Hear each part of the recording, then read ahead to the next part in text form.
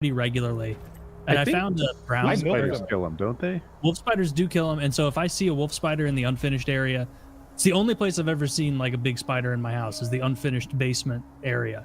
Nowhere else are they, noticeable. But if I see one that's like a reasonable size, I'm like, all right, I don't like that you're here right now, but you're not going to bother me in my lift. So hopefully you just go away on your own. I found one that was like, I have a shooting area with hockey pucks and like a hockey net and sticks and everything that in between sets. Sometimes I'll like shoot some wrist shots at the net. And like this wolf spider was every bit as large as a hockey puck. It was fucking absurd. That's really big. And I crushed it with a hockey stick because I saw it in my head.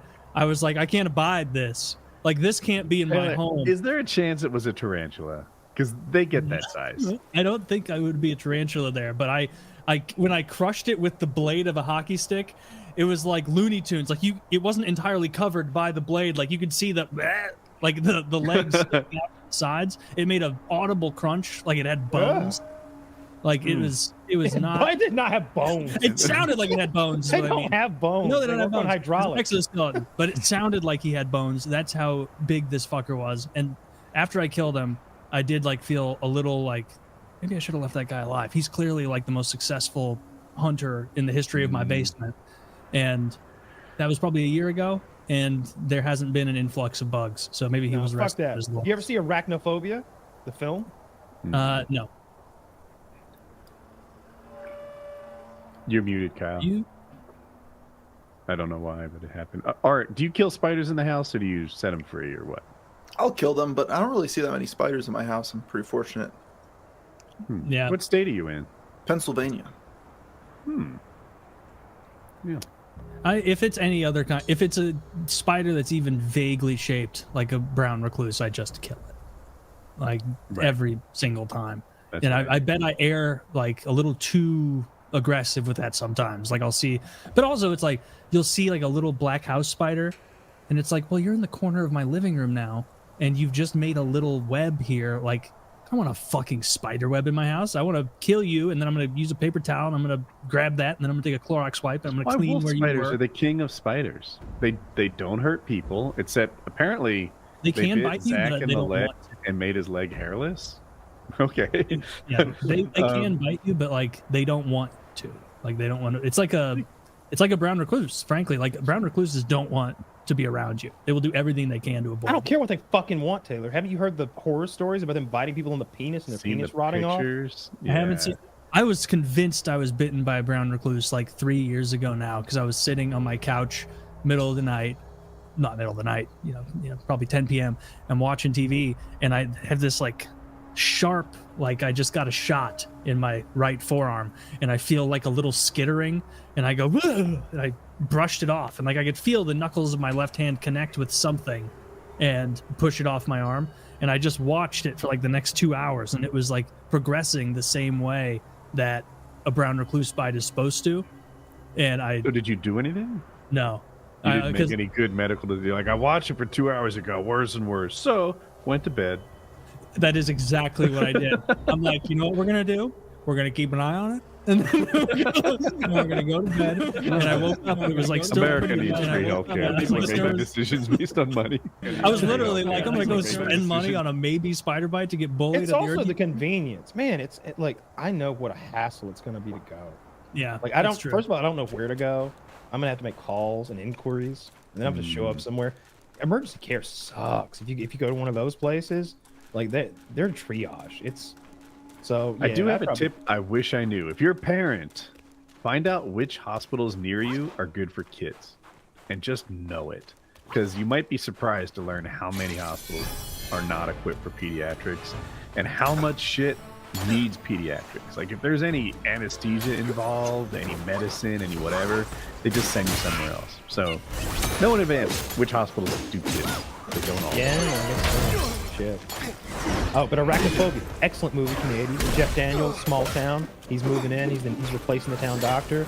And long story short, a spider from South America that was in this isolated ecosystem down in one of those crazy sinkholes ends up in the sleepy town via like a casket. It gets imported in someone's casket, and it mates with a common house spider. And so all these little common house spiders are now instant kills. And so the movie is lots of spiders creeping through people's houses, and they're unaware.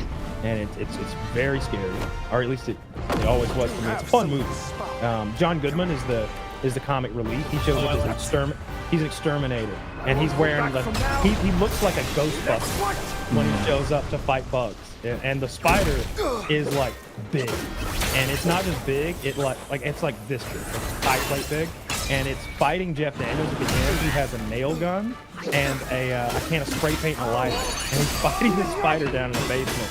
But there's like bookshelves falling on Jeff Daniels, putting him in a big sandwich, obviously to a spider. But the spider can like leap and like lurch at him, and it's deadly spider.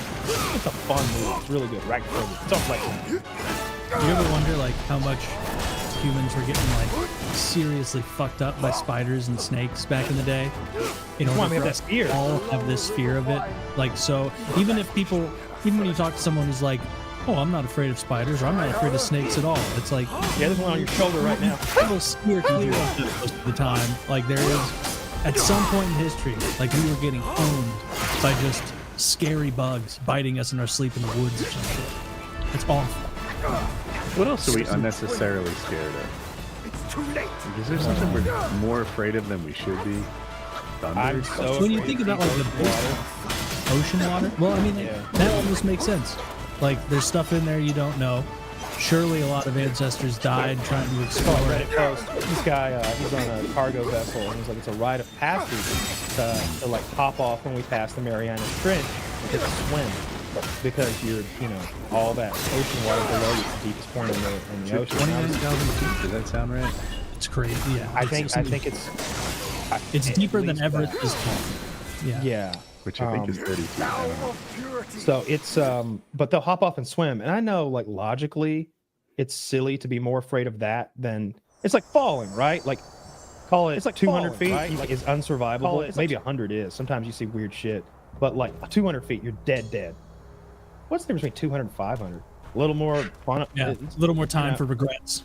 Another second and a half of fall time or something is the real answer. But I'm going to tell you right now, I'd be way more afraid on top of that Mumbai Tower than I would on top of like Acrophobia, the ride in Atlanta here.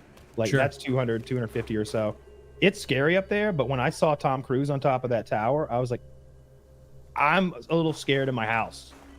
like I know you did that last week, and I'm scared for you now. You see Will Smith duplicate it, and like he's all harnessed up and strapped in, and he's sitting down. Tom Cruise does it. He's just up there raw dogging it, standing.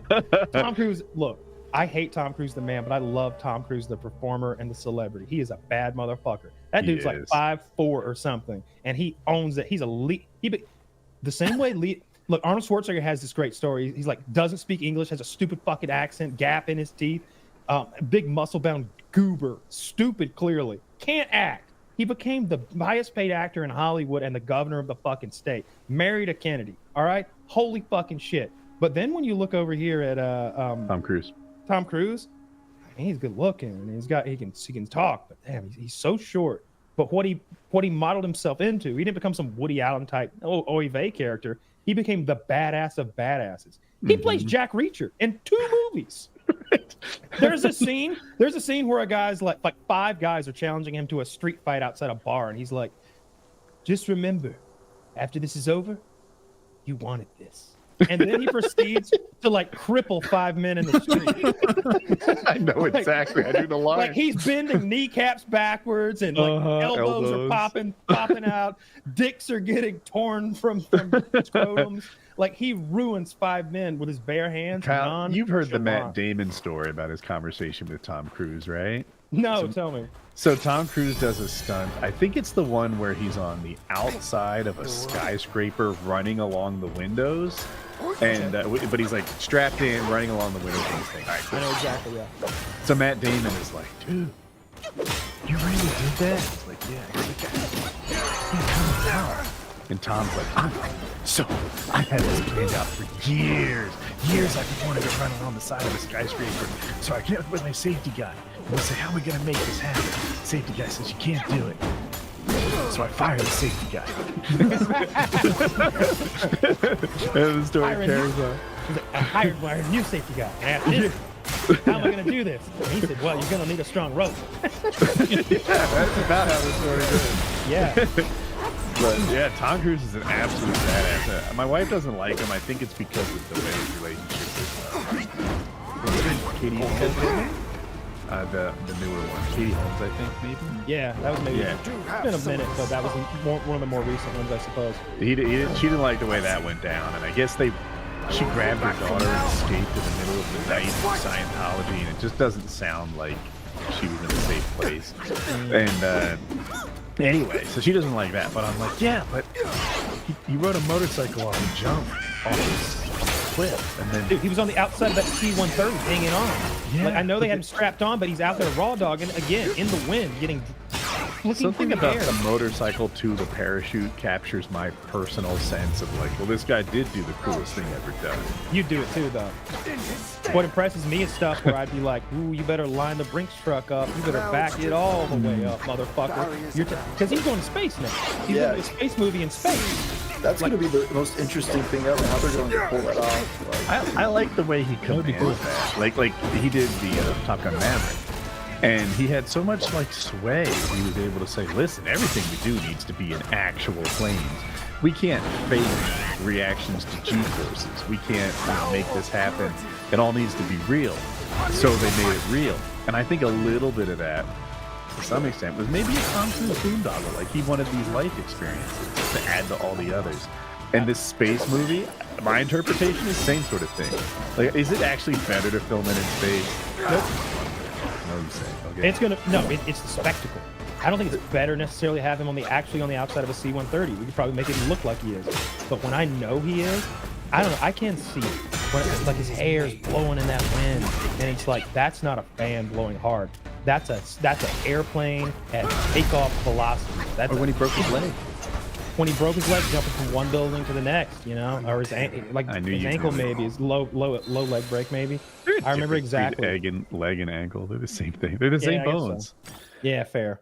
No, I got a lot of respect for him, his career. I like his fucking movies, dude. What was it, A Few Good Men? Or is that the one where you can't handle the truth with Nicholson?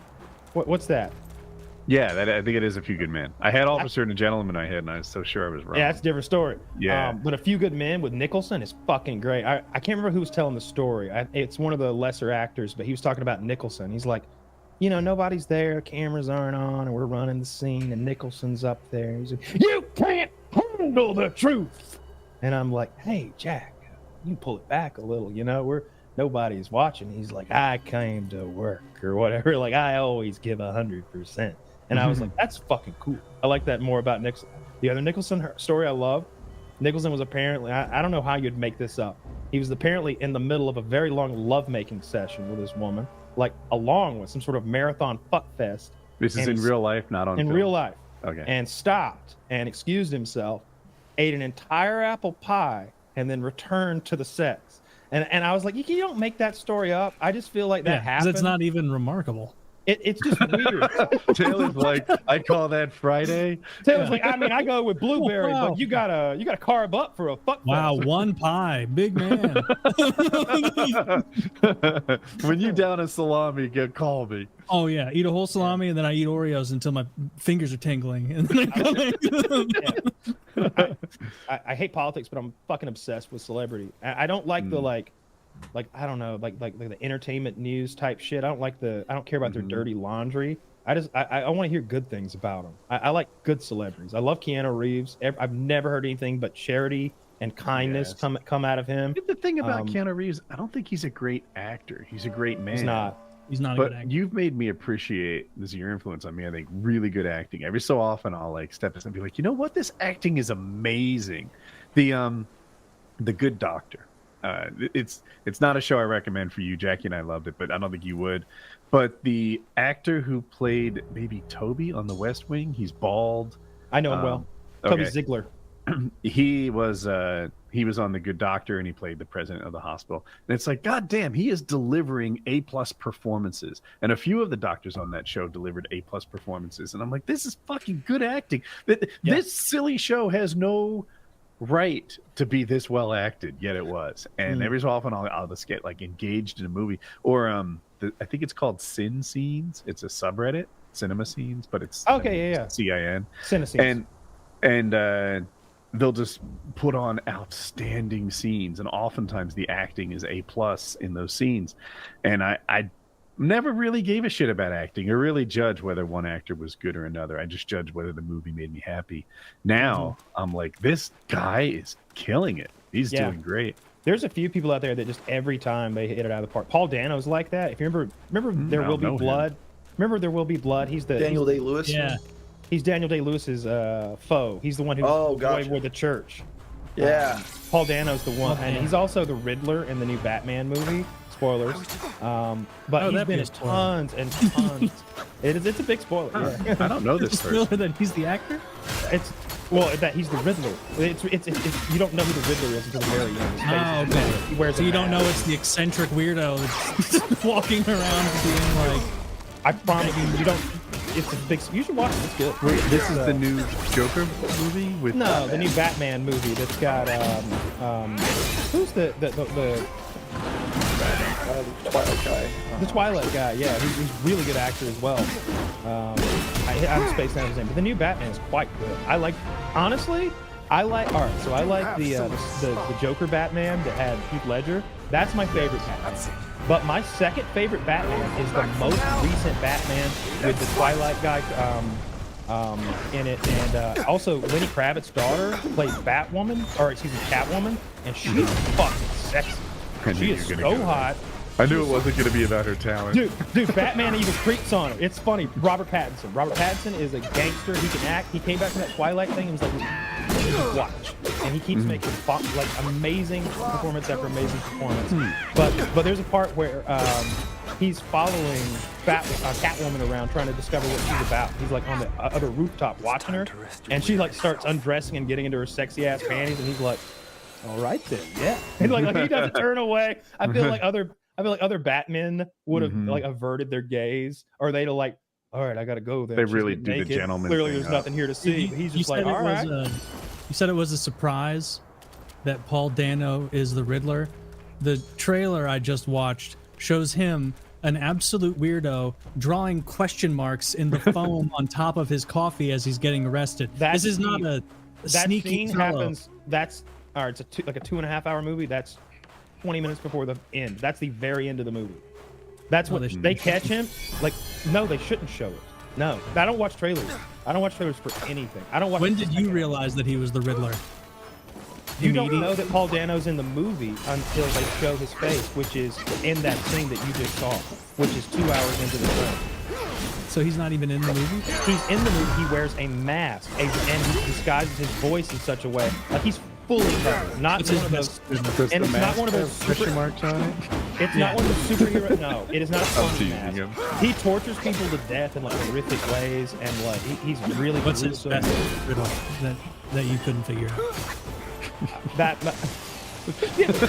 He wasn't that kind of Riddler. I mean, he did have a riddle, but he was just sort of he was like something about a rat with wings. But that applies to like 3 different kinds of. They're like, no, he didn't mean a bat. He meant a penguin.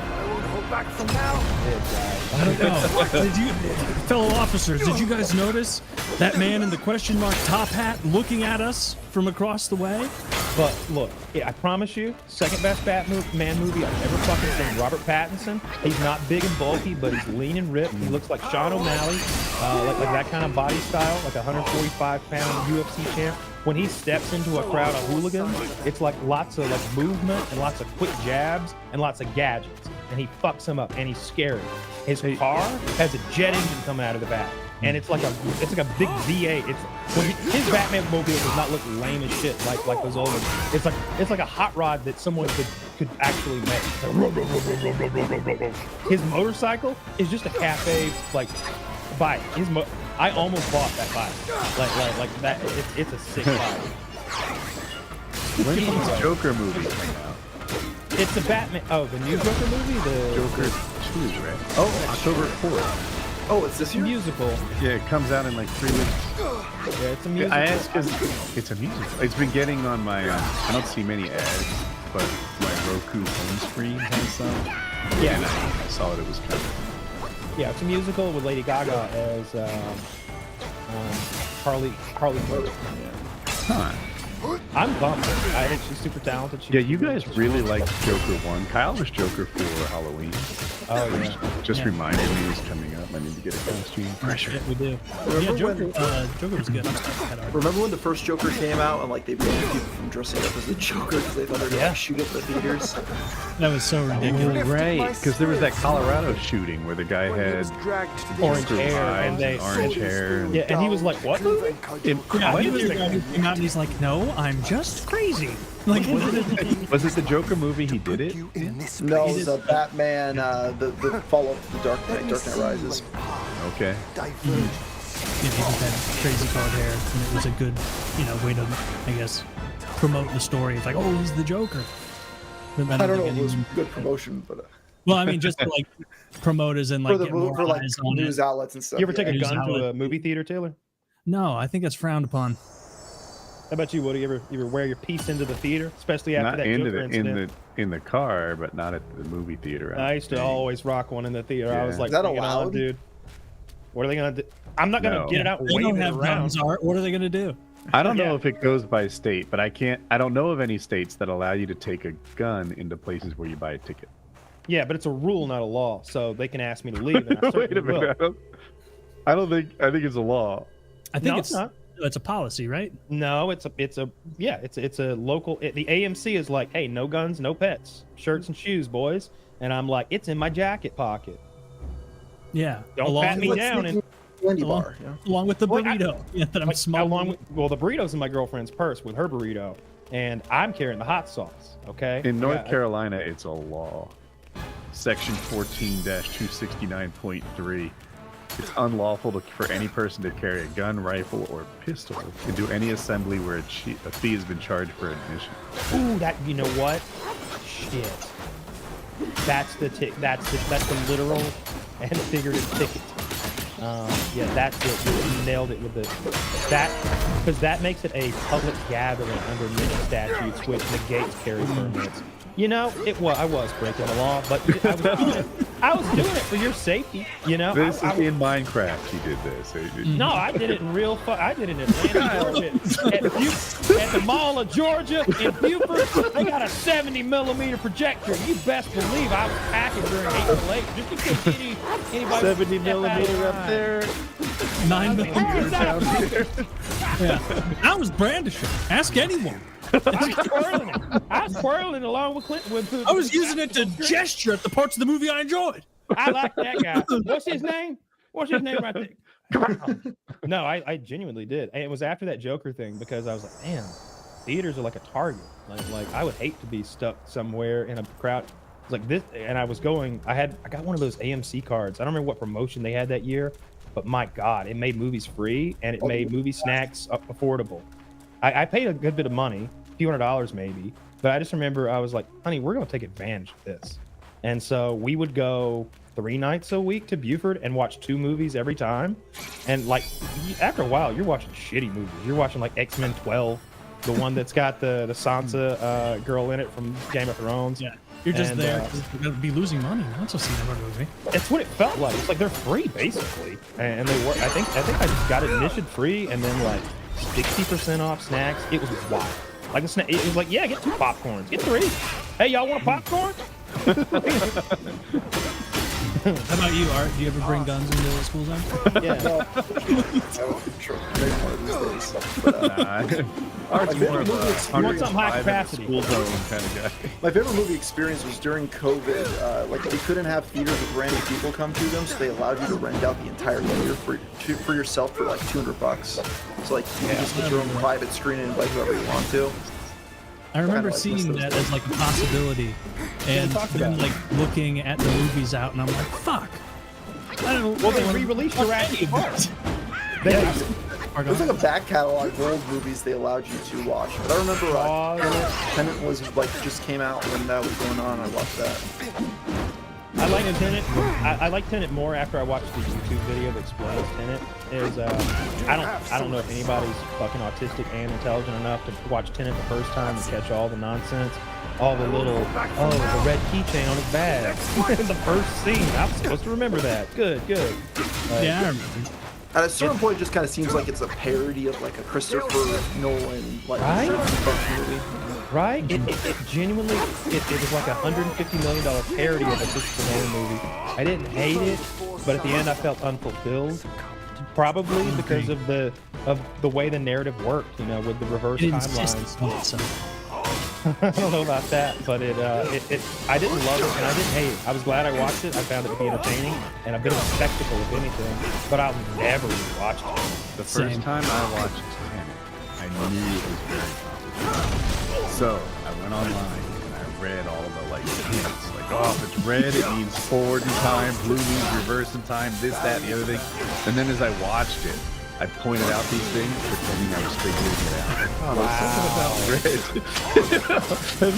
red. This scene is blue color. You might as well do that in algebra class. You know, I'm just piecing things together. I think what you want is a quadratic equation, and then you're going to be able to bring both clusters together. Yeah, I've been calling algebra. This is You like that? That's so funny. Like just acting as if like you're just eating and you're like serendipitously like, oh, interesting. That's a different tonality in this entire scene. I think it's indicative of some sort of backward shift in time, but who knows? I'm watching it at the same time. That's exactly what I did. You just never tell Jackie. She's sitting there like, damn, this guy knows movies. No, did you do that? Did you rent out a movie? Because I almost did, and I kept saying I do that with obvious movies. I'm watching Marvel and I'm like, Thanos, this is the bad guy. It's Scar. You can tell because he's ugly and all our heroes are attractive. Scar comes out in Lion King. You're like, oh, I'm getting bad vibes. This Scar fella, that's his Mr. name. I remember at one point they even allowed you to like give you hookups, so you could like hook up a game system to the big movie theater screen and play video games on it. Like they made that an Mario Kart. no, Smash Bros or something, right? Yeah. I never took advantage of that one. Yeah, that's a good idea. Smash Bros in an environment like that would be fun. Even Pac-Man or Donkey Kong, like an old school, like something arcade game that's meant to be on one screen and not have a lot of lateral movement. I think anything. That would be fucking cool.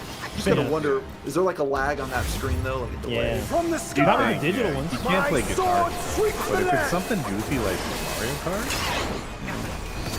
Yeah. party game, Super It's just a Mario projector. Party. Yeah. Party. We play that at my house.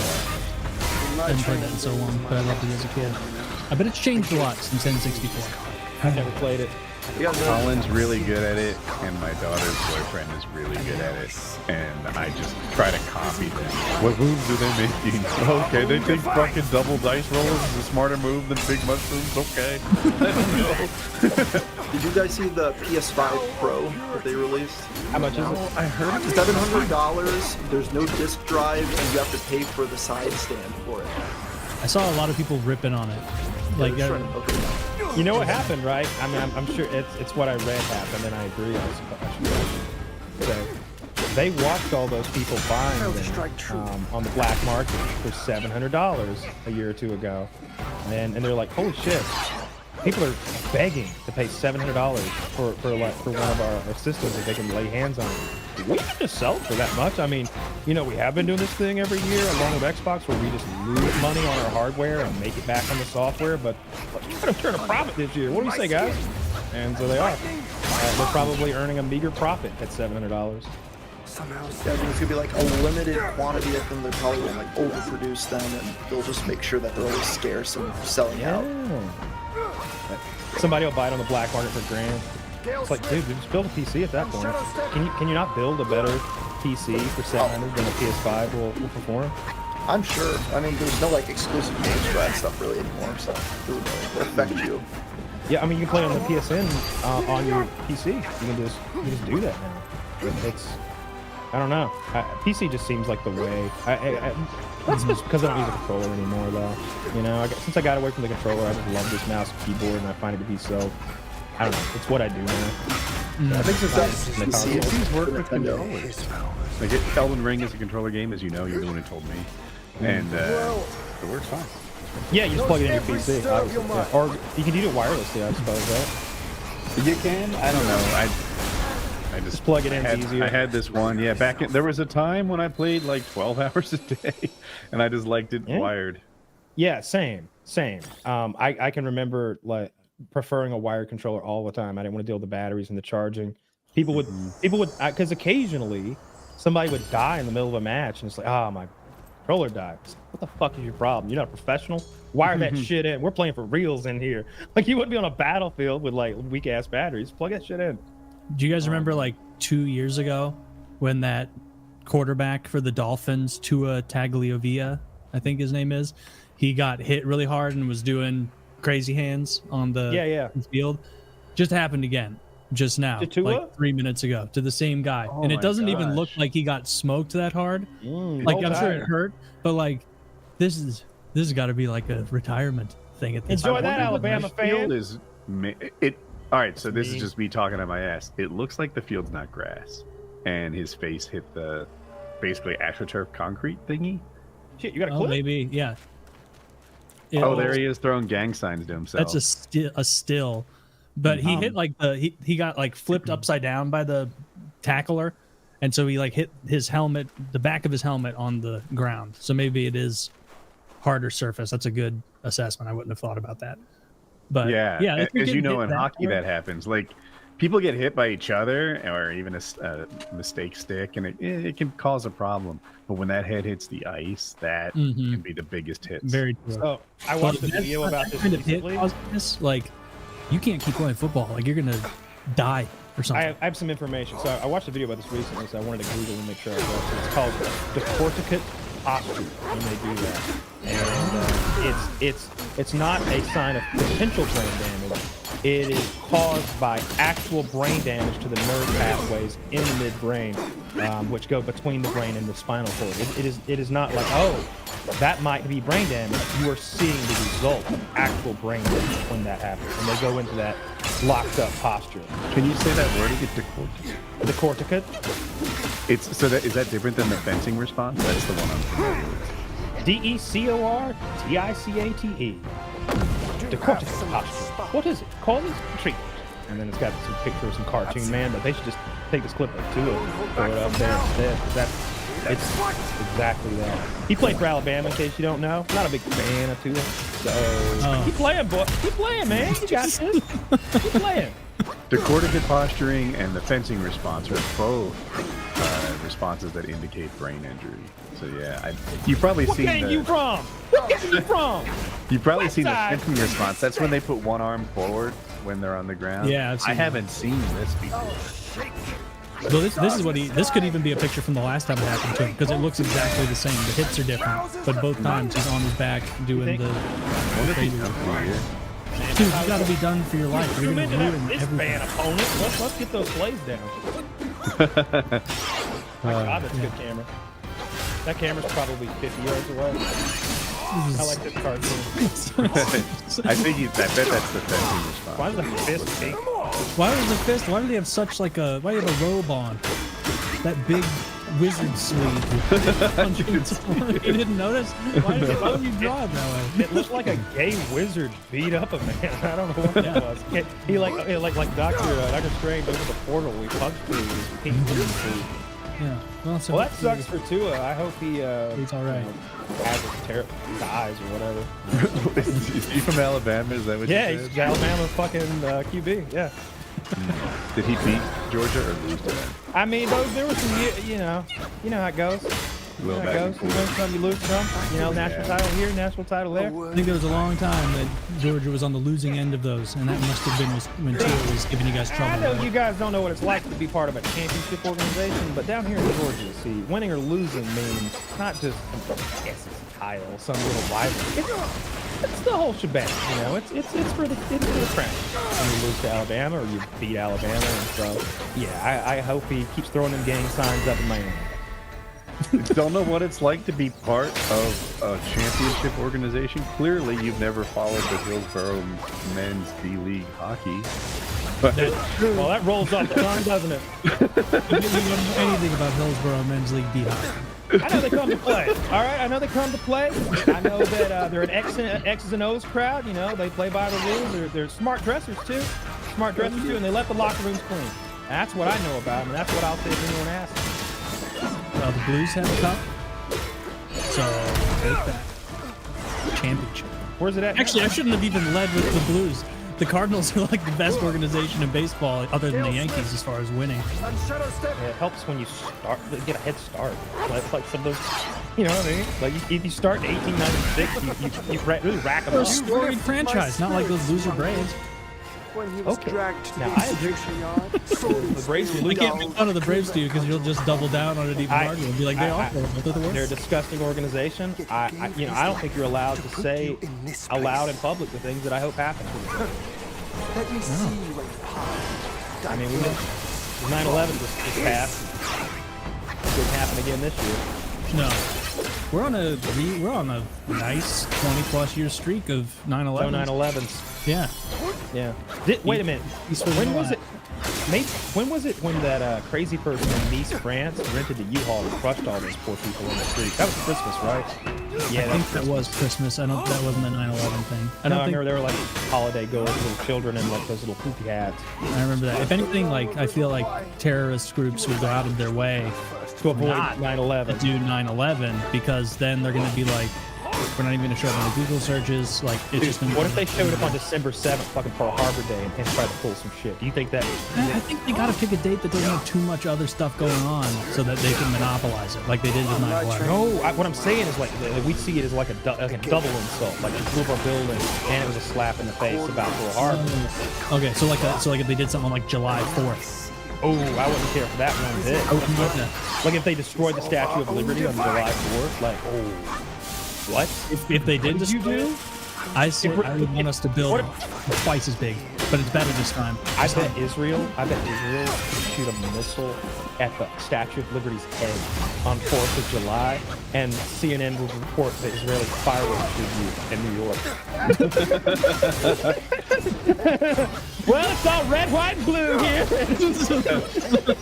A lot of blood, though. What's that island called that it's on? Ellis Island? Something Ellis? close to that? I think that's across the way a little bit. I can't remember the actual island that the statue sits on. I thought it was Ellis. Maybe it is. I thought it was across the way.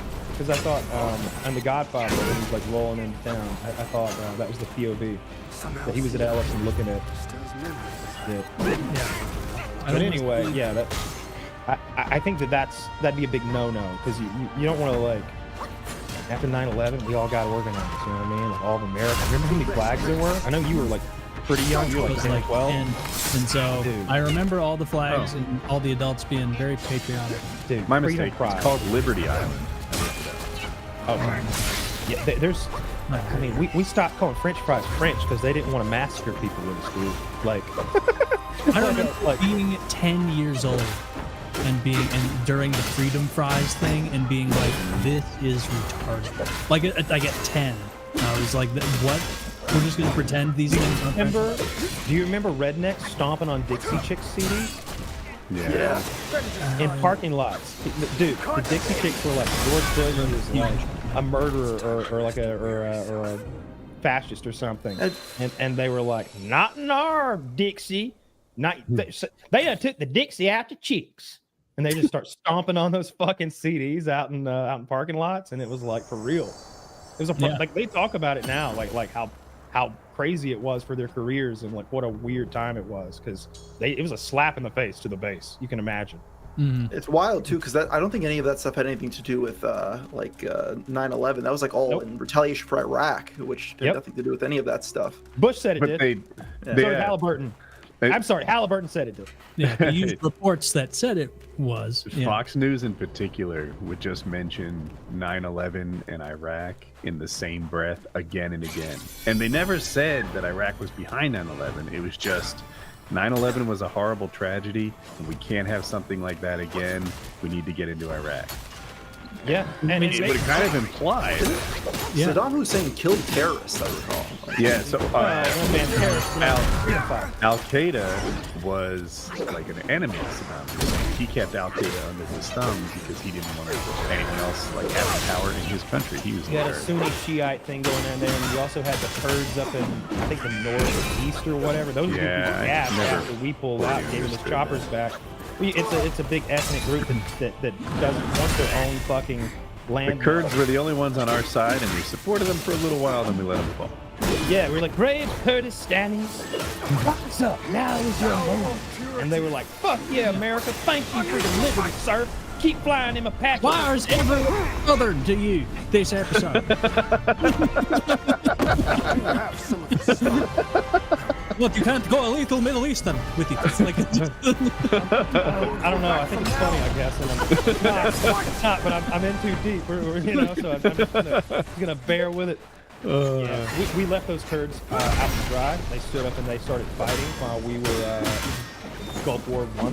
And then Schwarzkopf, who's the general in charge, Norman Schwarzkopf, was like, all right, Iraqis, you can now fly your helicopters over the northern part of the country now and establish order in whatever manner you see fit. Of course, abide by and you know, there's rules and regulations about where you can fly and shit, I'm sure.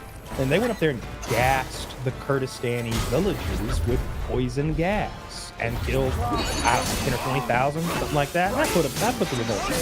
And then we let Saddam be in power until brave George W. stepped up and avenged their dirty plot to kill his father, which was the sole reason to make up yellow cake uranium and get that witness to say that thing and then pretend like they didn't stop saying that thing, and then just repeat the lie over and over ad nauseum in 9/11, yellow cake uranium, weapons of mass destruction. They won't let Hans Blitz in. Oh, they've got aluminum tubes. What could they be making? there's a lot of fibbing going on surrounding that. I can't think of anything but rockets and death. Aluminum tubes. Like, I don't know. Yeah, we killed all those poor people just to. And like you said, now George gets the painters, so we should leave them alone. Yeah, the rehabilitation they do to these monsters is absurd. Every Monsters. president, mostly, Yeah. is like You know what they did to that guy that threw his shoe at him? They probably Right, he's give him the okay. He's scolding. into prison for like three to 5 or something. But Like, now he's okay. he lives in Iraq, Woody. Now he's living. You know, I think I bet he's a hero. I bet they gave him the bronze flip-flop award after all is said and done. That is my push. The thrower of the greatest Plus, you're thong most- thrower in all of Iraq. Tell the story, Matush. Tell it again. No one wants to hear that story. Here's Matush. Quiet down, you. Well, I missed. All for the crowd. I threw the first one, but it was too sly, too quick. These American dogs. And the second one was my fault. I should have aimed left. And also the Iraqi president, or our puppet, was like playing D. He was like, he must have played volleyball in school or something, because he was like getting that other shoe out of the fucking way. He's like, not at my president. He was playing defense for sure. I appreciated the hell out of that. A little bit. So he was sentenced to 2 or 3 years. I bet if there was wanted more, he'd have gotten it. I bet all the day was like, you know what, make it 30 years. Nah, for real. Actually, let me beat him up a little. Definitely. I'm glad Bush wasn't petty. I'm glad he was just kind of a warmonger with a vice president who had a lot of corporate ties. Yeah, when Dick Cheney financed that thing, he was bored. Like, they're making money coming and going. Like, we'll pay you to blow it up, and then we'll pay you to rebuild what we blew up.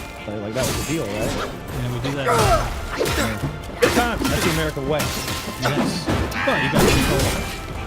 Yeah.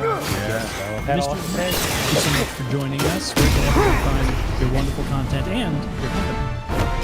The best thing was, you guys probably remember this, Andrew Dice Clay was there. And Dice he didn't have a clue what was going on. He was like, was this guy a wrestler or is he a singer? And you guys are going, he's a wrestler, and I'm going, I'm a singer. He goes, listen, he says he's a singer, give him a break. So it was Jericho and Dice versus Opie Anthony, Moon Goose McQueen.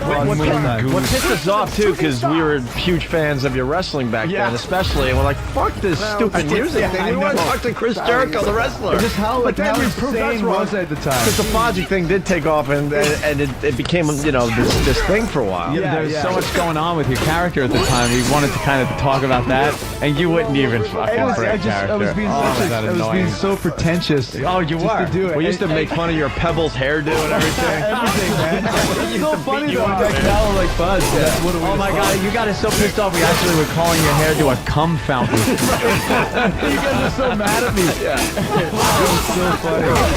That was awful. You was a heel during the time of Fozzy, right? And so would you be, since it was a serious thing, was you upset when the crowd would boo you, like, because you was a heel, but you was actually doing your good music, and they like fucked Chris Jericho at the time? It was tough, because when we first started, like I was a total schizo thing. I was doing the Andy Kaufman, Tony Clifton. Like, I was not Chris Jericho, I was Moon Goose. I came from Japan. Chris Jericho was a fan of mine. And it was a couple times we played live, and people would start to boo, and at the time it was cool, like, this is great, and then after a while, like, man, we really fucked ourselves because people booed this as like a heel thing. That's a good question. And then when we took it more of a serious thing, people didn't know if it was real, is it bullshit? So it was kind of a weird place, because at first it was just a fun thing. We did it just for fun, and then we started getting really good, and then we said, well, we should try and take this a little bit further, but because we started in such a weird way, it was hard to kind of break out of that, but we finally ended up doing that, like you said. So. Now you doing the WWE, like, I see a lot of stuff when the WWE guys branch off into different areas, like I seen Condemned. Condemned was pretty good, by the way, with Steve Austin. I enjoyed that movie. Oh, did he really? I liked the movie. That was the, he was a convict on an island or whatever. And I thought that it was pretty damn good, and he didn't overdo it, but... Like, are you doing your stuff now with all this WWE thing attached? Like, can you be just Chris Jericho by yourself? Well, no? He hasn't wrestled in a while, but there's a heavy rumor that he's going back. He ain't going back. This dude is he's going back. See his muscles, see his arms. He's lost weight. No. He's in shape. He's regular guy in shape now. Do you see The Rock now? He's regular guy, he's skinny big. Guy. He's not wrestling big anymore. He's regular in shape, normal guy big now, and he's not going back to no fucking wrestling. So even if he did, it's all about personality. A lot of guys have forgotten that nowadays. Now, you guys know that Patrice actually worked in the WWE. He used to write. He used to write there for how long? Like a month? Seriously, I'm not even joking. Let me tell you something. When you're in that thing, it's like you got to be in it, and 24/7. And I just had to get fired, but I loved it. But my thing is when I did Vince McMahon fire you personally? Somebody did. He didn't go. Definitely. Patrice, I'd like to see you in my office. She fired me 8 times. You stink. You know, I've been going through some of your writing, and it stinks. Let me tell you something. You proud of something? I'm gonna write my own material. I got a little sketch I want to run past you right about now. How about this one? You write me something, I think it sucks ass, and you're fine. You like that sketch? Take a like it? I told you guys that I've only blinked slow at 3 dudes in my life. Like where I'm just like blink slow. That what's that mean?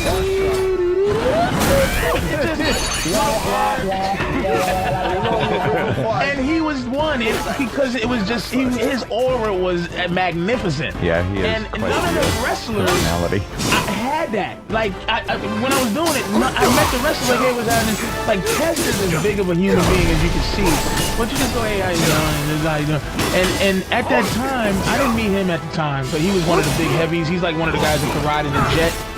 From where they going to the next day, and then everybody else had to like. I'll take the bus use or a skateboard, train. We didn't associate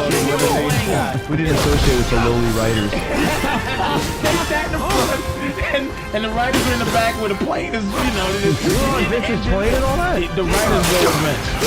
Wow. The writers stay with Vince. The writers don't get there on their own because they got to write the shows. And the thing that was great about You Vince, got 10 wrestlers in a van piling in. it would be Arena to arena. It would be him, But you were one of the guys that got the Undertaker, Stone Cold, The Rock, and maybe now Foley? Rey Mysterio might be on. But the guy with the pituitary gland thing, he's not on.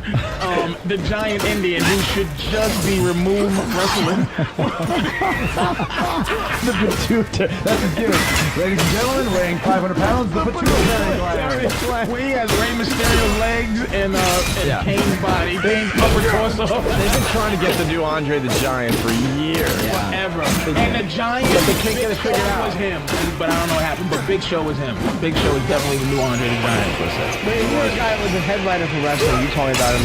Is he still the same dude? He was a Little white dude. He's the guy. He's like, So why has he got to be a white dude? Lifted my spirits. he's not a little black dude. Just be a dude? Yeah. So he's the little I'm tired of white people trying to make things colorless. Because you can't say nigger no more. I can still be racial. You can say it. And yes, indeedy. I like to use race to describe things. So do we. We're just not allowed anymore. We've had our balls cut off. Right. So you'd be in the plane writing, and the big stars would be in the front of the plane. It would be. going from arena It to wasn't arena. him, but I knew who the guys was. It would be Triple H without a question. I think the pecking order is probably Triple H is the top of the pie because he's married to his daughter for one, and he's just the dude. But Undertaker very close. Jericho is very close. Stone Cold very close in terms of because they would work every goddamn day, but then it would be like, I would say 7 guys that can get on the plane with Vince and be comfortable. That weren't like, it was who else would you say? I didn't miss got 'em all, anybody. though. You got 'em all. Yeah, it's all of them, and the That's rest about is it. Right. Are they nervous around Vince? Because I don't know. not dudes like him. Dudes who can talk are not nervous around Vince. Dudes who can do a shoot interview. The Kurt Angles, the guys what who it is, can talk. it just, it's like you said, it's a very intimidating presence. And when you first start out, until you have that confidence and have a little bit of leverage, I mean, still, of course, you're still scared of him. He's your boss. I mean, sometimes you want to kill him, but it's one of those things. After a while, you just got to treat him like a normal guy. Or else, he's got so many yes men surrounding him. He's sick of yes men. So you got to sometimes just tell him. I didn't get a harumph out of you. This coffee is too cold. Yes, boss. Yes, boss. Thank you, sir. What about me, boss? Bad idea. Good idea. Thank you. Hey guys. Hey guys. So that's kind of the deal with that. And you asked me before about if I could write this book within the WWE world. Because I took a step back and not working with the company, I was able to write the book the way I wanted to write it. So this is your book. This is my not book. An association with It doesn't even talk about the WWE. It's just my time to get there. It took me 9 years to get there, and this is the journey to get there. So which is good, because if I would have written it within their system, You'd probably it would leave have a been all few WWE stuff. and you would have left a few things out. I remember probably. the day you came in in 1999, like Right. when, That's right. when Good it was, memory. Because there was the whole thing was Y2O. Y2 Y2K. Y2K. No, J. Y2O. This is the liquid version. Yeah, there you go. Y2K was the real Y2K. thing. And he was Y2J, and Right. they got you into a thing right. They pushed him big right away because what they would do is 2 guys you would get pushed by, where they go, okay, they trying to make him big. One, if you fucked around with Rock, and if you fucked around with the Taker, would be like, okay, they trying to push him, and they put him on with the Rock right away on a word battle with the Rock, when Rock would go, it doesn't matter what you think at that time, and they put him in when the Y2J character came out. That's when they was like, damn, they gonna push this guy like. It's big. funny trying to explain to kids nowadays when they ask me, well, what does Y2J mean? And I have to explain. The kid's like 10. Yeah. He doesn't know what Y2K is. So trying to explain Y2J, you just get this blank look of that makes no sense. It's like, well, it doesn't really make sense, but it would if you were like over 30. It's a great nickname if you're older. So you got beat up by Bret Hart's Everyone. dad? That you was in the were you- basement thing? Yeah, actually, I moved from Winnipeg Well, to explain the Calgary. basement. That was Bret dungeon. Hart's father, The dungeon. Yeah, all the Canadian guys got beat up. Yeah. They had a dungeon there. It was called. And it was basically Stu Hart's basement, and it was a small little room and had a low hanging ceiling. It looked like the basement from the Texas Chainsaw Massacre, where there's pipes everywhere. Is that Stu on the phone? I hope not. Is that Kenny's Passed phone? away. I'm sorry. Come on, it's live radio. We have to be professional here. But This yeah, gets Kenny very upset. if he's on the phone. I'm ruining the show. He will have apology emails to everybody. As he should, because he ruins Within 2 everything he hours. touches. I'm sorry. It'll never happen again. I went home and punched myself. And it wasn't even a phone call. It was probably a reminder of his to think a racist thought. I don't want that to ever die. Fucking Kenny, I love him. You know what's funny? We're talking about Calgary. Up in Calgary, there's a friend of mine who lives up in Calgary. His name is Speewee. He imitates you guys because he listens to you all the time. Wow. But he imitates this guy right here. Oh, Jimmy. What are you talking about? Sounds like a racist thought. And I'm like, what are you talking like? He goes, I listen to Opie Anthony all the time. He's imitating you guys all the way up in Canada in the middle of frickin' nowhere. People are imitating you, Jimmy. Oh, good. Thanks. Jimmy's fun to imitate. Perfect. You lay down, have a girl shit on you. You married? You married, Chris? Yes, I am. Yeah, he's got the ring on. How does a guy, good-looking dude like you, like I got a girl and I'm trying hard and I get married and the whole thing. Was she there during the rough times of and you're loyal to her kind of thing? She's there Absolutely. from the beginning. Two things. One, she wasn't a wrestling fan. I met her in a restaurant. Two, I met her in '98 when I was still in WCW before I even really got to the, I guess to the big leagues, right? So, yeah, right from the start that she was there. I wasn't just some kind of a money-hungry gold digger. So that's kind of why I think we were able to last for a while, for as long as we have. And a few kids now. 3 kids? 3 kids, yes, man, absolutely. We have twins, like I said, and then a 4-year-old son, too. Right Twins on. are girls or a boy? Girls. Twin girls? And it's funny, yeah, Good because luck with now, that. like, they're only one, but the basic human instinct catches on where, like, one of them will be holding something and the other one will come and just take it for no reason. The other one cries and then she just drops it, and then they're stealing from each other. They push each other down, and they're just babies. They don't know what they're doing, but that's the basic human nature. Push someone down and steal their stuff. Yes, you see these things. Hey, I'm looking at the book, and there's a picture of it, obviously, in the back that you weren't going to include, which I found very interesting that you wrote that, and you did eventually bring it in. Which picture? Yeah, there's obviously throughout the course of this book, Chris Benoit is a huge part of it because he was a big influence on me both professionally and personally. I met him in '92 in Calgary, and I was a fan of his from watching him. And, he was only a couple years older than me, but so he became like a big brother and a mentor, and we traveled the world together for years.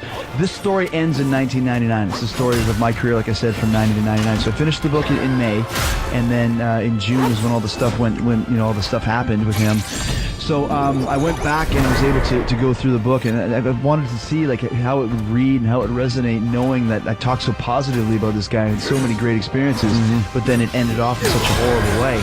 So there was a picture of him and his wife and myself and Stu Hart at Owen Hart's funeral, Stu's son. And I was going to take the picture out, but then I thought to take it out would be to suggest that they never existed, and they did exist, and this time frame happened.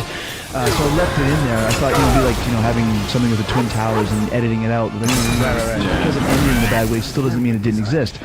So what I did do is I wrote a foreword that just said, this is the guy that I knew between these years, because it'd be like a big black cloud hanging over this book. It's a very funny, humorous, comedic, positive story. But if you didn't address the Benoit situation, I think it would really read a little bit strange. So I was able to go through and kind of write a little thing about it. So It sounds crazy because every time there's something awful happens, people look back at the person or their life and go, "Wow, was there anything that indicated what was coming?" You look back on your history with him, and there's nothing you can look back on that was an indicator. No, right? absolutely not. Like if I had to go somewhere, I would have left my kids with him. Like that's how much my best friend that I ever had in the business, and that's what makes it even harder. Like I have to deal with this every day. For other, I'm not saying it in a bad way, but for other people, the big story happens, and something else happens, and 2 months from now, it's kind of just, oh yeah, I remember that, the wrestler guy. For me, it's like every day of my life, I have to deal with it and try and figure out, What do you think it was? I mean, was dude, it you can't just think. a moment of rage? I mean, we'll never know. We're not wired to think that way. I mean, if you get that insane or mental problem, or it could be demon possession for all I know. I have no idea. There were never signs? Never. Nothing. So just, it's something we gotta deal with. So. And he was he really helped out your career over the years. Totally. You guys were really close. Professionally and personally. You were close with Eddie Guerrero, too, right? Yeah, very much so. He's now gone as well. Actually dedicated the book to Eddie way early on. That one was maybe even harder in a different way because it was such a surprise and such a shock. And Eddie was such a sweet guy, man, just a good dude. And you know, had a lot of great times with him. Just the thing about the book, I mean, I wrote a thing in the back of all the guys that are in the book that actually aren't around to check it out. There's Owen Hart, Brian Pillman. I mean, there's tons of guys. You know, wrestling, it kind of gets glossed over unless something bad happens. No one ever really hears much about the positive side of it. But it's such a difficult job because there's only a handful of people in the world that can do it at a high level. But there's millions of fans that want to see it everywhere, worldwide.